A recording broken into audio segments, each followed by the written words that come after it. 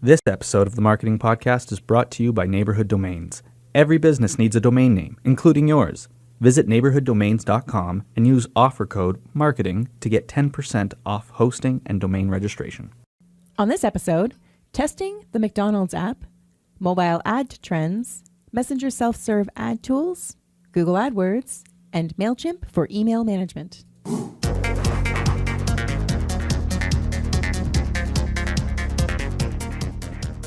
Creativity sells. Applying the right creative at the right time is the recipe for great marketing. The Marketing Podcast looks at marketing news and finds the secret ingredients that make great marketing. Hi, welcome to the Marketing Podcast. I'm Brendan Quigley. And I'm Heather Watson. How you doing, Brendan? Today is a good day. Today's a good day. Why? It's starting to get nicer outside. It's for spring. all you not Canada people. Yeah, we enjoy the seasons here. Yeah. You know what I really enjoy? Gummy bears. That's like my answer for everything now. Coffee. Coffee. I don't like coffee. Okay, so I had a little experiment to have fun with this morning. Okay. I want a coffee, and listeners of the podcast know we've talked about McDonald's being very, very close to where we are. That's right. And we talked about the mobile ordering app and whether or not it was going to work. Yes. And I'm seeing a piece very recently from Bloomberg that the McDonald's mobile app is triggering worker discontent. So I'm going... How did they do that study? Like, is it a causation or a correlation? Yeah. Like, could it be that your, manager at McDonald's is... You're already discontent? Yeah. Perhaps? Like I worked at Tim Hortons years ago and the work was great. It was the people that made it difficult. It's the people.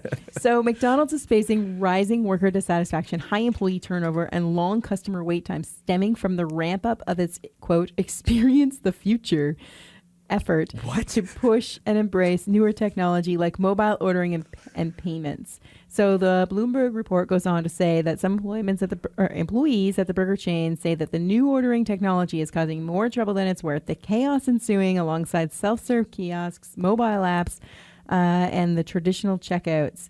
It's like drive-through times have slowed right down. How can you make drive-through faster? I don't know, but we always talk about the McDonald's that's in the same area where we record the podcast.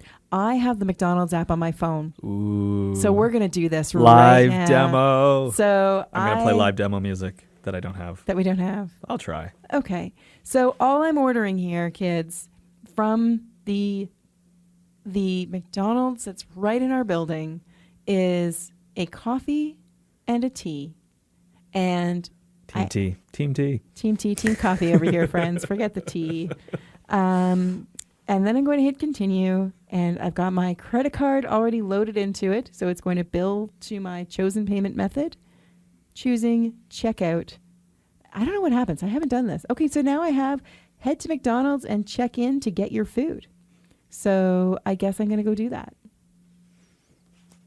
If you don't come back in 5 minutes. Well, let's time it. I mean, I don't want to do dead air for everyone, but oh wait, look! I just got a notification. It sees I'm in the building. I better go. Whoa. They're pouring my coffee. They better be pouring it right now. I gotta go. I'll be back, friends.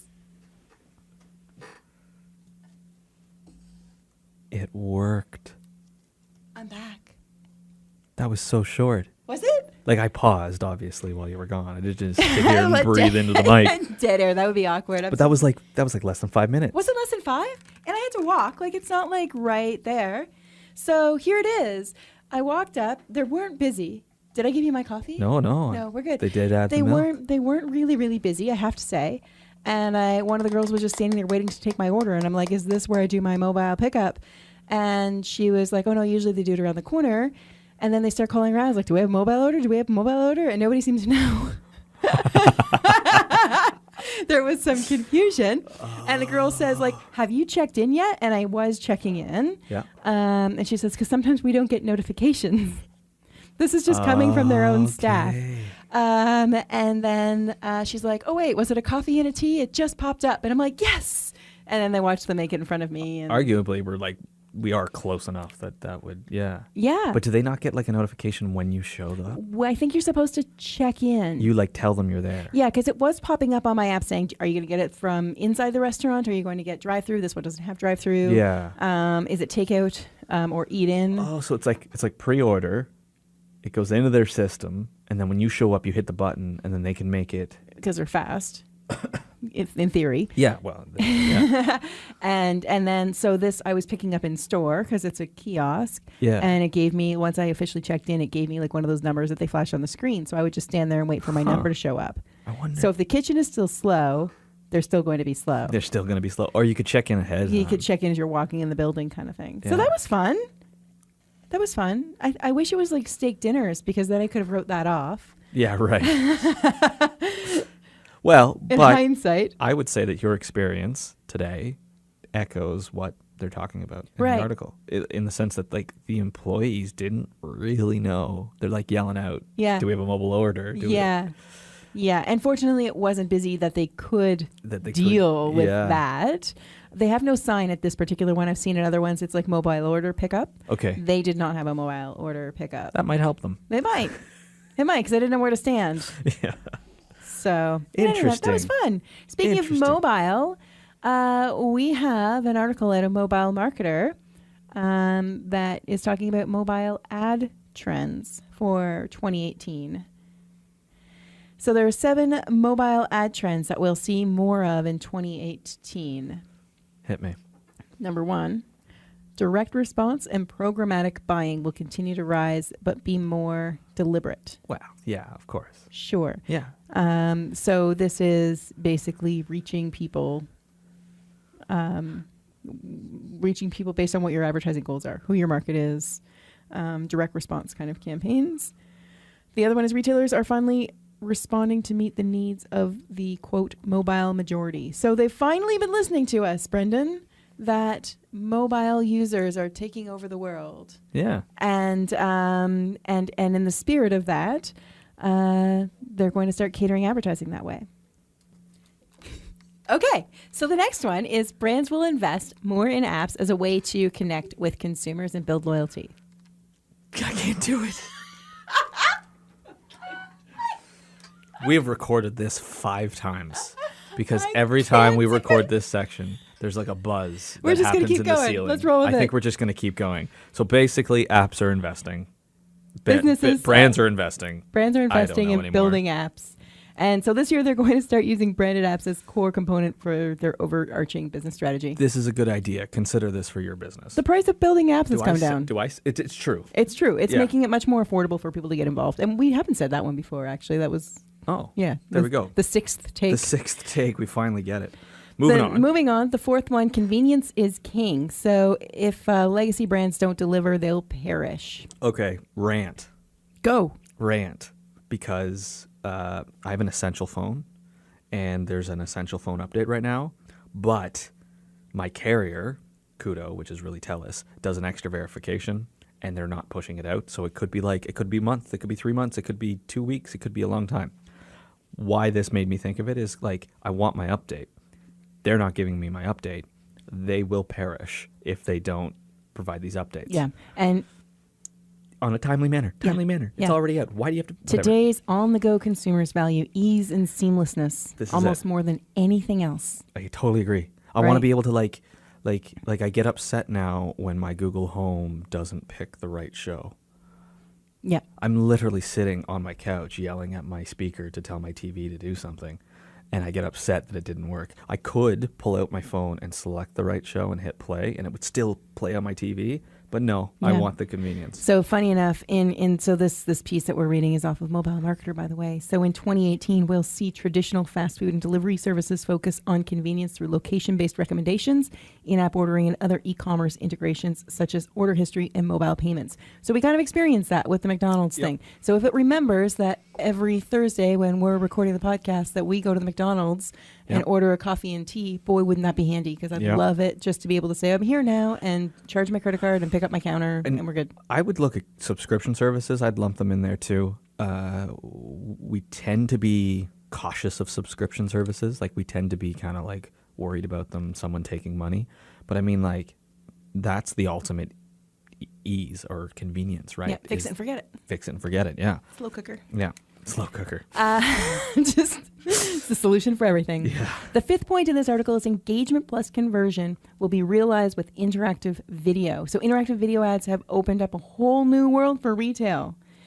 So instead of relying on targeting to serve ads, say for men's shirts, Right. we can do, men shopping for themselves or women buying gifts. We can scale the campaign to both sexes and let them choose what they want to see. So a guy could be watching a video and choose to tap on a button, tap on a shirt and get the product information and then switch over to women's or whatever. I've been seeing a lot of contests with 360 recently. Mm-hmm. So they'll do like a 360 video scene. And then they'll say, find this, screenshot it, and send it to us. Love the scavenger hunt thing. Yeah, and then you have to pan around, and it's a video that's happening. So you might have to watch it 2 or 3 times. It's short. It'd be like a 10, 20-second clip. 30-second piece. But there's lots of stuff going on, and then you got to find the right thing. And so it's interesting. I'd love to see the technology behind the interactive video. Right. Is it just like choose your own adventure, or is it like almost like a little application back to the brands investing in apps that enable that kind of thing? Mm-hmm. So that one's neat. The sixth one is brands will get smarter about cross-pollination of products. So this is drawing from... What are they, bees? Oh, come on. So this is drawing from the holiday season. We witnessed interesting efficiencies among entertainment brands. So for instance, gaming companies didn't just advertise a single title on a single ad unit as they've done in the past. Instead, they ran complicated high-impact ad units for their consoles, such as the Nintendo Switch, and use that to cross-promote the hottest games like Super Mario Odyssey. And Xbox did the exact same thing with their console while advertising titles like Forza Motorsport and Assassin's Creed. Okay, so how does a business so a business, is that just diversifying for a business? Yeah. So, in this particular case, there's, ad credits. The game publishers are able to hook into that. So, and I believe, obviously with Nintendo, that's an exclusive title available only on Nintendo. So it's like if you're interested in buying the game, then you have to buy the unit. Okay. Right? Because it's an exclusive title. As is, I think, Assassin's Creed on Xbox platform. So they worked out a partnership deal so that they're basically cross-promoting. You can't have one without the other. You can, but you can't. So as a small business, you could not necessarily force it, but you could find another business and promote each other. And promote each other. As a quid pro quo. Or the products in your store. Yeah, right. Right? So, and this has been going on since there's been advertising where the manufacturers offer ad credits to use towards advertising. So you can say, my little coffee shop is a distributor of XYZ coffee, and XYZ is kind of comping the distribution of that ad to a degree as well, right? There it is. There's the noise, guys. We tried to edit it out, and we retook that one bit. I don't know how many times, 6 times did we say? Something like that. So you can hear it, and that's all its glory. And we're just going to roll with it because I have to get through this article. Yeah, I know. Is this the final one? I'm almost on our tea. I know. Go for another Go for another coffee. The last one is rewarded video will become more prominent. I've seen this already. Tell me about it.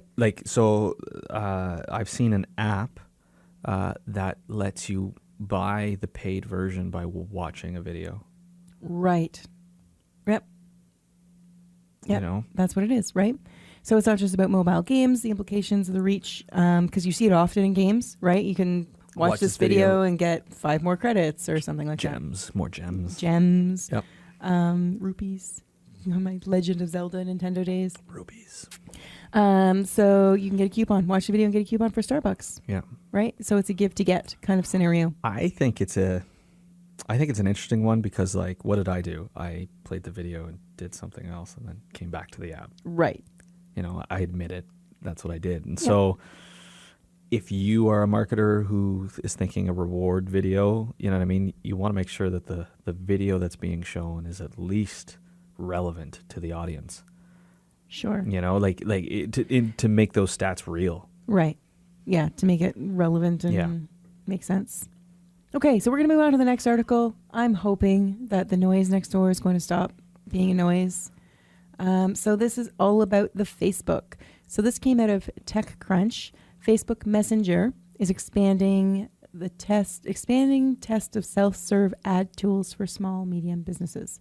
So, Facebook is testing a tool to help small businesses send promotional messages to their customers on its Messenger chat app, Messenger Broadcast Composer, which will let companies circulate a message to all users who previously started a chat with them. Is piloting a handful of businesses in the U.S., Mexico, and Thailand. Interesting. Yeah. So they're starting to roll this out. The goal is to provide tools for small businesses with limited time and money to develop chatbots that can interact with customers or broadcast an ad. Service is free for a limited time, and they will likely charge businesses down the road for sending messages to customers. Facebook is also capping the number of messages businesses can send in order to deter spam. Thank you, Facebook. Yeah. One small step. Yeah. Yeah. I feel like that is a very spammy opportunity there, Mm-hmm. right? Like, I know LinkedIn has the sponsored messages. I hate that. Yeah, because it always gives you the little bubble. I get a notification Yeah. that I've got a message, and then I go in, and it's a sponsored message from somebody I have. Yeah, I feel that really hurts the conversion on those things. Yeah. It hurts the platform. Yeah. So social is working on ad bounding tools, and we have talked to small businesses who are trying to get into the Messenger ads a little bit more, and use that as a tool. It's certainly a great way. We've talked about it on the podcast, how people are doing business through Messenger. Yeah, right. And why not, take that ad and then turn it into, I want to purchase this. Yes, I want to get a question answered regarding this particular product, or yes, I want to track my shipment. Through the Messenger app, because I'm already using it. It's already on my phone. I'm curious. I wonder if it'll have the same, well, of course it will at some point, maybe not right away, but the same level of targeting. Like, I know you can only hit the people who have already messaged you, so it's not like you can reach out to new people. You can't just randomly appear in someone's Messenger. They have to have messaged you on the platform at one point. Mm-hmm. But I wonder if you can segment that down again. To say anyone who bought from us between these two times, mm-hmm. or anyone who bought in the wintertime, we now want to let you know about our spring offering or whatever. And that's where I see it starts to become really interesting, because you're almost prompting that brand relationship. Mm-hmm. Especially if it's like a give, not a get thing. Yeah. Here's a spring coupon. Yeah. Yeah. I mean, there's one side of it in terms of doing the ease of, from a consumer perspective, it's easy for them to do business if they can do business in the platform that they're already accustomed to doing business in, period. What I would try and do is, once I get them into that Facebook Messenger system, is put them in the rest of my sales funnel program. So once I'm doing business with them, I'm going to be able to collect their email address, to be able to send them alerts or whatever. And would this not kind of be like their email? Kind of like their email, but I want to be able to, I don't want Facebook to control that information. Yeah, right. Right? So I want to, convert that into, say, a Shopify sale, and now it's on the Shopify web back end of my online store, or whatever database that I'm using to manage my customers, and put them in the proper sales funnel within those cycles, so that I'm only really managing one data set for whatever those promotions are, right? That's just what my approach would be on it. I mean, unless you are kind of like a one-off kind of business where people are buying from you on that, you've got one, you're a one-hit wonder. You're selling that one product, and you're just trying to get it out to the masses. And I'm you're trying not, to think what's one product that you buy once a year or once a life. Once a life, right? Yeah. But if you've got products that you want to pull people into your sales cycles and start selling to them spring and summer and fall and winter, or at different peak times, then pull them into your system, take ownership of them once they become a customer, because then they're yours.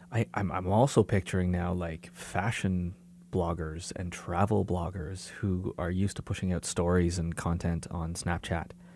This almost turns into the Facebook version, because you're pushing it to people. That's ultimately how Snapchat runs. Now it deletes itself. This won't delete itself, so maybe it won't have the same effect. Right. Interesting. I'm curious to see where that goes, because it could get spammy quick and so useless. Yeah, and it just, hopefully people don't abuse it. And I mean, I think the way that this article is written, Facebook sees the potential moneymaker for them and the risk. So hopefully they're able to balance that somewhat. So we have a study. Moving on to the next one. This came out of Singular, which did a bit of a study back in February. AdWords regains the #1 spot for return on investment on Android. So Google AdWords last year regained the top spot for ROI on Android mobile devices in a global ranking of ROI on mobile, pushing aside Facebook, which was in the lead in 2016. The Google Ad Service led Facebook on Android devices in most regions except for Europe, Middle East, Africa, and Facebook also had the best ROI for iOS devices worldwide. That's interesting. That's interesting. Facebook on iOS. Huh. Yeah. Yeah. So the singular tracking data confirmed the reasons for Google and Facebook's dominance in digital advertising with their strong ROI metrics driven by audience data that are unmatched by other media channels. The companies still face a challenge in policing objectionable content to ensure their platforms are safe for brands, but big advertisers are clearly concerned about what Unilever CMO called this swamp, which is digital supply chain, suggesting strong ROI needs to be coupled with effective strategies for quality content if digital platforms want marketers to continue investing. Because really big advertisers don't want to be investing on platforms that have questionable content. And there seems like there's so many platforms these days. Like even the platforms that we can think of the name, they have like different channels that your ads can go out on. Mm-hmm. Like we were just talking about the Facebook Messenger versus Facebook ads. Right. Yeah. So does this this is looking at all of North America, right? Globally. So for the small business, I would think that it's still the best idea to like see where your audience is. Of course. Like you look at a study like this and you might think, oh, well, we should be on Google ads because it's the top on Android, but maybe it's not in your town. Yeah. Or in your region. Yeah. Maybe your users are iOS brand users because they kind of fit that culture, whatever exactly. that is. Yeah. I mean, you know. Yeah. So what I think's interesting about this is this will definitely give you trends. Like one of the ones here is that Snapchat enters the scene on iOS for advertising. If you've ever used Snapchat on Android, you know how buggy it is, so I'm not surprised. Mm-hmm. iOS has got a better app for Snapchat, and it probably works far better. Yep. So I guess I would take a statement like this Android, is ranking, and I would say, that's great, but make sure you're looking at your audience and finding your audience. Yeah. Yeah. And Google AdWords is such a tricky beast in and of itself. We help a lot of clients kind of navigate what that dashboard looks like and how they should be targeting their ads. You can now, of course, we know mirror customer types. You can upload existing customer lists and mirror those types of customers or remarket to those specific customers if it's recurring type business. There's lots that you can do within AdWords and the Google Display Network even. AdWords can be very pricey. AdWords can be a very pricey buy. So even if it is the right place to be, it might not fit within budget, and Facebook might be the better platform to go. Yep. And targeting's everything too. Wherever you can target the easiest, I would also recommend. Yeah. We're on the favorite things MailChimp. Favorite things. MailChimp. I love MailChimp. I'll let you talk about it then. Yeah, because I just really want to talk about it before the noise comes back in the booth. This is it. I know. It's like, let's get this episode over. So MailChimp is an email tool that we use for managing a lot of sales funnels for our clients, and it's really, basically it allows people to subscribe to lists and your newsletter or whatever that case may be. So there's lots of these types of tools available. We find MailChimp is great because their free version is pretty handy to use. It really just, you start paying for that once your list grows to be above a certain number. I think that's 2,000. And then you just pay based on volume that you're putting out. So the pricing options available are really great. And you can set up all kinds of different functionality within MailChimp. Yeah, they made the automations free. The automations are free. Yeah. So what we mean by automations is basically, it's determining where a customer is in the life cycle of that customer. If they're a prospect, you want to send them a particular type of messaging, you can create that prospect list. But then once they turn into a customer, you want to keep them because, of course, it's much easier to sell to an existing customer than trying to attract new customers. So once you get them into that funnel of becoming a customer, how do we automate them in terms of following up?